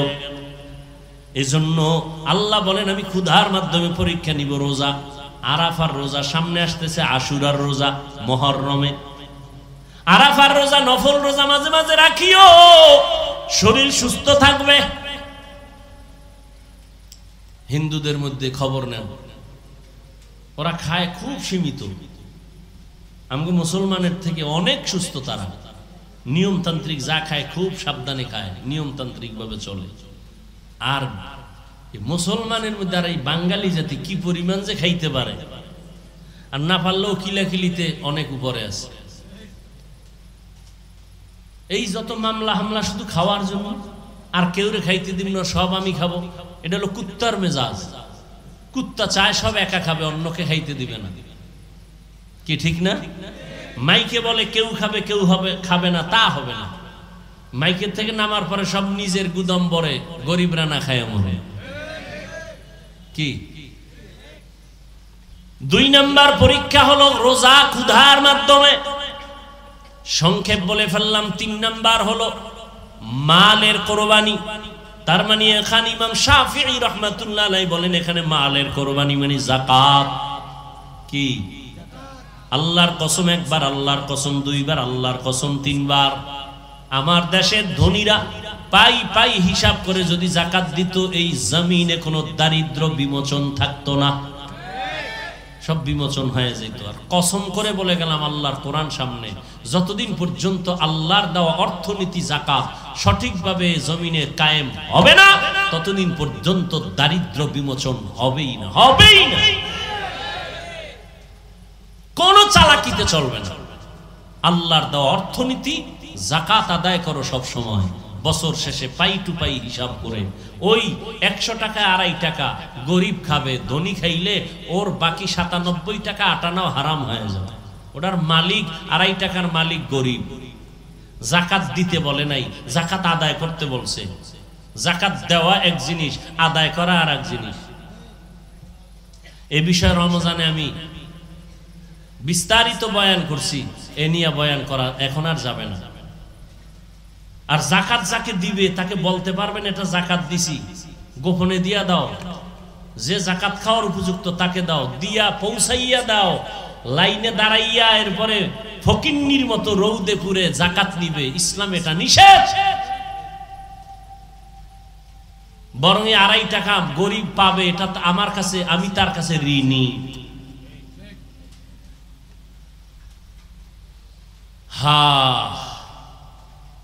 3 নাম্বার মালের কোরবানি। গরিবরা কয় আমগো তো আর ঝামেলা নাই, মালও নাই ঝামেলাও নেই। আল্লাহ কয় 4 নাম্বার গরিব তোমার জানের কোরবানি।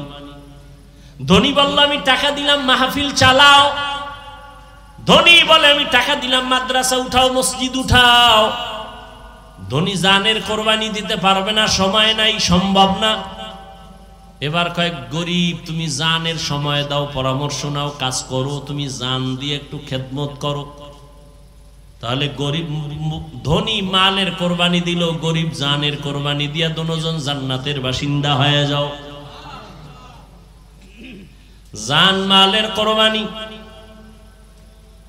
হজে যারা যায় তারা দুটোটাই দেয় একসাথে, মালের কোরবানি, জানের কোরবানি। মেহনত করে। 5 নাম্বার ফলের ঘাটতি। ইমাম শাফিঈ রাহমাতুল্লাহ আলাইহি বলেন এখানে ফল দ্বারা হলো সন্তান। কারণ কোরআন শরীফে প্রত্যেকটা মাকে বলা হয়েছে ফসল উৎপাদনের ক্ষেত, আর ওই ক্ষেতের ফসল হলো সন্তান। আল্লাহ সন্তান দিয়ে আবার নিয়ে যাবেন, কাউকে দিবেনই না, এটা আল্লাহর পরীক্ষা। লিল্লাহি মুলকুস সামাওয়াতি ওয়াল আরদ ইয়াহাবু লিমান ইয়াশাউ ইনাসা ওয়া ইয়াহাবু লিমান ইয়াশাউ যুকুর আও ইউযাওবিজুহুম যুকরানা ওয়া ইনাসা ওয়া ইয়াজআলু মান ইয়াশাউ আকিমা ইন্নাহু আলিমুন কাদির।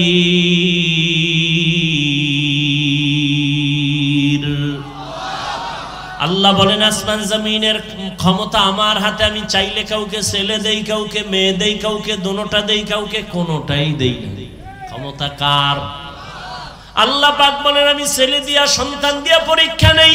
ইন্নামা আমওয়ালুকুম ওয়া আওলাদুকুম ফিতনা। সম্পদ আর সন্তান তোমার জন্য পরীক্ষার বস্তু। খবরদার সন্তানের মায়ায় পড়ে আল্লাহকে ভুলে যেও না। ও আল্লাহর বান্দারা, পর্দার আম্মা জানেরা, আল্লাহ সন্তান দান করেছেন, সন্তানটাকে মানুষ বানায় যান। মানুষ বানাইতে হলে আপনাকে মাওলানা বানাইতে হবে না, একজন মুফতি সাহেব বানাইলেই মানুষ হবে এটা গ্যারান্টি নাই। আপনার সন্তানটারে ডাক্তার বানাবেন, আপনার সন্তানের ইঞ্জিনিয়ার বানান। তবে মানুষ যদি বানাইতে চান, আমার নবীর আদর্শ ছাড়া মানুষ হওয়া সম্ভব না। অতএব আপনার সন্তান ডাক্তারি পড়িয়াও যেন নামাজ না ছাড়ে, মা বাবার সাথে বেয়াদবি না করে, এমন সন্তানের ইমানদার, এমন সন্তান রেখে যান ডাক্তার ইঞ্জিনিয়ার। আপনার সন্তানের ব্যবহারে যেন মা বাবার কলিজা ঠান্ডা হয়, সন্তানের ব্যবহারে যেন আলেমদের কলিজা ঠান্ডা হয়, সন্তানের ব্যবহারে যেন কারো অন্তরে কষ্ট না যায়। ওই সন্তান যদি রেখে যান, ডাক্তার হইয়াও কোরআন পড়িয়া মা বাবার জন্য দোয়া করবে, ইঞ্জিনিয়ার হইয়াও কোরআন পড়ে মা বাবার জন্য দোয়া করবে। এমন একটা আদর্শ সন্তান রেখে যাবেন, দুনিয়াও আপনার সুনাম হবে, কিয়ামতেও এর উসিলায় নাজাত পেয়ে যাবে। ও যুবক বাবারা, এখনো সময় আছে, তওবা করে নাও। জীবনটার কোনো দাম নাই যদি তুমি আল্লাহর হুকুম মতো জীবনকে পরিচালনা করতে না পারো। আমি শুরুতেই বলছিলাম বাবা, তোমার আল্লাহ আমার আল্লাহ এক, তোমার নবী আমার নবী এক, তোমার ধর্ম আমার ধর্ম এক, তুমি আমি একই আল্লাহর গোলাম, একই নবীর উম্মত, এক কোরআন মানি, এক কাবা মানি। অথচ তোমার দাড়ি রাখতে লজ্জা লাগে, আমার দাড়ি কাটতে লজ্জা লাগে। বিষয়টা কি? তুমিও নবীর উম্মত, আমিও উম্মত, তোমার আল্লাহ আমার আল্লাহ এক, কোরআন এক, ধর্ম এক। তোমার নামাজ পড়তে কষ্ট লাগে আর আমার নামাজ না পড়লে লজ্জা লাগে, তোমার পর্দা করতে লজ্জা লাগে, আমার পর্দা না করলে লজ্জা লাগে। তুমি মসজিদে ঢুকতে লজ্জা পাও আর আমি মসজিদে না ঢুকলে লজ্জা পাই। বিষয়টা কি? আসলে বিষয় কিছুই না। আবু জাহিল্লাও একটা মানুষ, ওমরে ফারুক একটা মানুষ। ব্যবধানটা কোথায়? ওমর যেই রাস্তায় চলে ওই রাস্তায় শয়তান পর্যন্ত আসে না, ভয়। ওমর এমন আল্লাহর গোলাম হয়ে গেল যে ওমরের তরবারির সামনে কোনো বেঈমান দাঁড়াইতে পারে না, ভয়। কারণটা কি? ওমর আর আবু জাহালের সূরত এক, কিন্তু ওমরের মধ্যে মদিনার নবীর আদর্শ আসার কারণে আল্লাহ এত পাওয়ার দান করছেন। এক ওমরের দ্বারা গোটা দুনিয়া অর্ধ জাহান শাসন করছেন, শোষণ করে নাই। ওমরের কোনো বডিগার্ড বডিগার্ড নাই, সিকিউরিটি গার্ড ওমরের নাই, কোনো অস্ত্র নাই। রোমের সর্দার, রোম সম্রাট কয় ওমরের এত সুনাম, এই ওমরের বডিগার্ড কয়জন খবর নাও। গিয়া খবর নিয়ে দেখে কোনো বডিগার্ড নাই, একা একা চলে। কয় একা একা চলে, অর্ধ দুনিয়ার বাদশাহ। কয় তারে মারার জন্য তো বড় সহজ। কয় হ্যাঁ সহজ, যাও দায়িত্ব দিয়ে দিল তরবারি নিয়া, ওমরের মারতে পারবা কে? কয়েকজন রেডি। কয় গোপনে একা কোথায় তাকে মেরে ফেলবা। খবর নিয়ে দেখে এরকম একটা খোলা ময়দানে পাহাড়ের পাশে ওমর একা, হাতের বালিশ বানায় ঘুমাইতেছে, আর কেউ নাই। দুশ্মন খবর পাইয়া রওয়ানা। এই সুযোগ হাতছাড়া করা যাবে না। আল্লাহ যদি হেফাজত করে দুনিয়ার সবাই এক হইয়াও তার ক্ষতি করতে পারে না। ওমর তো ঘুমে আছে, তরবারি নিয়ে দুশ্মন মাঠের কিনারায় গিয়া দেখে কেউ নাই, সহজে মেরে ফেলবো, মনে বড় খুশি। কিন্তু হঠাৎ করে আবার ভয়, এক কদম সামনে যায় আবার দাঁড়ায় যায়, পেছনে ব্যাক করে আবার যায়। এভাবে করতে করতে দীর্ঘ টাইম ওমরের কিনারায় কাছাকাছি যাইয়া এবার ভাবতেছি ওমরের মারবো। হঠাৎ করে দেখে কিনারায় যাওয়ার পর হঠাৎ করে তাকায় দেখে ওমর একা ঘুমায় না, জঙ্গলের একটা বাঘ ওমরের চারপাশে ঘুরে আর পাহারা দেয়। বাঘ দেখে ভয় লাগে নাই? তরবারিটা ভইরে গেছে ভয়। ওমর তাকাইছে, এখন আর কলিজা সাথে নেই। এই তুমি এখানে কেন? সব খুইলা কইছে, কয় মাফ করে দেন। শেষ পর্যন্ত কালেমা পড়ছে। মুসলমানের চরিত্র, প্রতিশোধ নেয় না, প্রতিশোধ নেয় না। এটা মুসলমানের আদর্শ, রসুল শিখায় গেছে। রসুলের আইনে যদি দুনিয়া চলতো, পৃথিবীতে কোনো আন্দোলন থাকতো না, কোনো ঝগড়া থাকতো না, কলহদ্বন্দ্ব থাকতো না। কিন্তু এটা হতে দিবে না। যারা অন্যায়কারী এরা কখনো সঠিক কাজ সমাজে হোক এটা করতে হতে দিবে। ভাইরা আমার, সেই ওমর রহমতের নবীর আদর্শ নিয়ে বড় দামি হয়ে গেল। আল্লাহ এত পাওয়ার দান করছেন, ওমরের শানে আল্লাহ আয়াত নাজিল করছেন কোরআন শরীফে। আয়াত নাজিল কইরা কয় নবীকে জিব্রাইল বলো ওমর যে একটা মত পেশ করছে আমি আল্লাহ মেনে নিলাম, নবীও যেন মেনে নেয়। খবর আছে আপনাদের? আর সেই ওমরের সাথে একটু তর্ক করছেন আপনারা ঘুমের ঘরে, না কি? তর্ক না করলে 8 রাকাত তারাবি লয়ে কিলেখিলি করেন কেন? হ্যাঁ, যে ওমর 20 রাকাত চালু করছে না, ওমরেরটা মানি না, মুহাম্মদেরটা মানি। নবী কয় আমি মুহাম্মদ আর আমার সাহাবাদেরকে যারা মানবে না তারা জান্নাতি হতে পারবে না। আল্লাহ আয়াত নাজিল করছেন কোরআনে, কোন এক বিষয় আমি বলার সময় নেই। আল্লাহ কয় জিব্রাইল নবীকে বলো ওমর যা মত পেশ করছে রসুলের সামনে আমি আল্লাহ মেনে নিছি, নবীও যেন মেনে নেয়। সেই ওমর, সেই ওমরের সাথে দুশ্মনী কেন? তুমি তারাবি 8 রাকাত বাদ দাও, যাও আমি হাফিজুর রহমান বলে গেলাম, তুমি 2 রাকাত তারাবি পড়ো, তবে পড়ার মতো পড়ো। যেই তারাবির সেজদায় গেলে মাওলার সাথে মোলাকাত হবে এমন পড়লে তোমার 2 রাকাতই যথেষ্ট। আর যদি সেই নামের পড়ো, দেখানোর জন্য পড়ো, 40 রাকাত পড়লেও কপাল খুলবে না। তুমি আল্লাহর জন্যই যদি পড়ো তো হিংসা কেন? আমাকে সালাম দেয় না, দিলেও নেয় না, কি ওখানে 20 রাকাতের পার্টি। এটা একটা মুসলমানি কথা হইল? তুমি 8 রাকাত পড়ছো, কই আমি তো তোমার হিংসা করি নাই। তুমি বুকে হাত বাঁধো, আমি নাভিতে হাত বাঁধি, কই হিংসা তো করি নাই। তুমি কেন আমাকে হিংসা করো ভাই? বুকে হাত বাঁধি, জোরে আমিন বলি, যা বলি কার জন্য? তো আল্লাহর জন্য। ইবাদত করলে বান্দার সাথে ভাব কেন? ভাবটা দেখাবা আল্লাহর সাথে, যে আল্লাহ আমারে চিনোনি তুমি। আমার 20 লাগে না, 8এই ব্যাটারি চার্জ হয়ে যায়, ফাস্ট চার্জার আমার অন্তর। আমার 20 রাকাত লাগে না, 8এই আমার কলিজা পুরা চার্জ হয়ে যায়। ভাব দেখাবা আল্লাহর সাথে, আল্লাহর ইবাদত করো, বান্দার সাথে কেন? অহংকার, নবীজি বলেন আগুন যেমন লাকড়ি ধ্বংস করে দেয়, অহংকার আর হিংসা মানুষের জীবনের ইখলাসওয়ালা আমলগুলোকেও ধ্বংস করে দেয়। আল্লাহ আমাদের অহংকার হিংসা থেকে হেফাজত করেন। ও যুবক বাবারা, ও বৃদ্ধ বাবাজিরা, ও পর্দার আড়ালের আম্মা জানেরা, এখনো সময় আছে, তওবা করে নেন।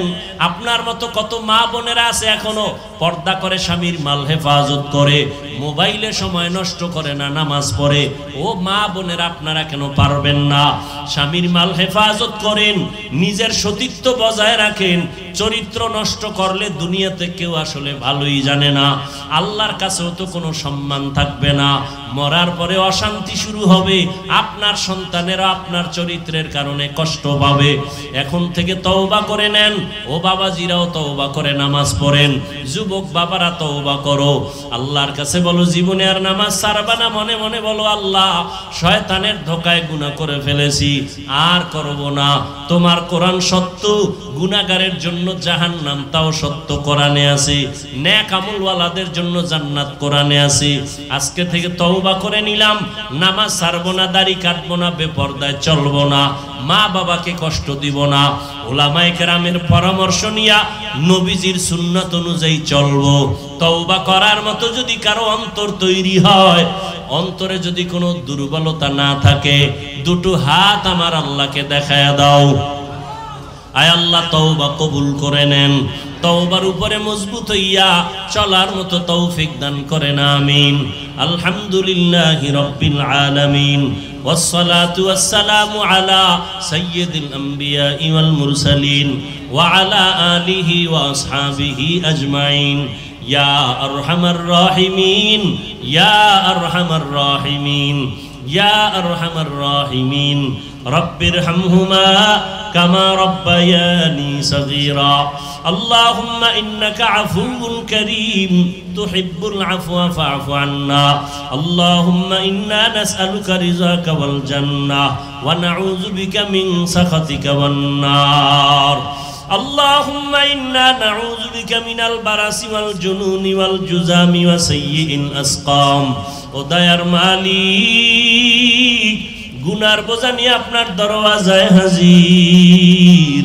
আয় আল্লাহ, কত উলামায়ে কেরাম, মুরব্বী, হাজী সাহেব, কত মা বোনেরা হাত তুলেছেন, কত যুবক ছাত্র ভাই, পর্দার আড়ালের মা বোন যারা, সবাইকে আপনি মাফ করে দেন। আজকের মাহফিল কবুল করে নেন, আয়োজনকারী সহযোগিতাকারীদের কবুল করে নেন। আয় আল্লাহ, এলাকায় শান্তি দান করেন, সবার কামাই রুজি ব্যবসায় বরকত দান করেন, সারা দুনিয়াতে শান্তি দান করেন, ফিলিস্তিনের মুসলমানদের উপরে রহমত দান করেন। আয় আল্লাহ, ইসরায়েলের জালেম থেকে হেফাজত করেন। প্রবাসে আমার ভাই বোন যারা আছে, তাদের কামাই রুজিতে বরকত দান করেন, হেফাজত করেন। বাংলাদেশ শান্তির দেশ বানায় দেন। প্রশাসনিকভাবে যারা কাজ করে, দিনদার বানায় দেন। জনপ্রতিনিধির দায়িত্বে যারা, দিনের খাদেম বানায় দেন। আমার কলিজার যুবকদের হেদায়েতের দৌলত দিয়া কবুল করে নেন। মোবাইলের গুনাহের থেকে হেফাজত করেন। আয় আল্লাহ, রিয়া হাসাদ কিবির দূর করে ইখলাস দান করেন। 5 ওয়াক্ত নামাজি বানায় দেন।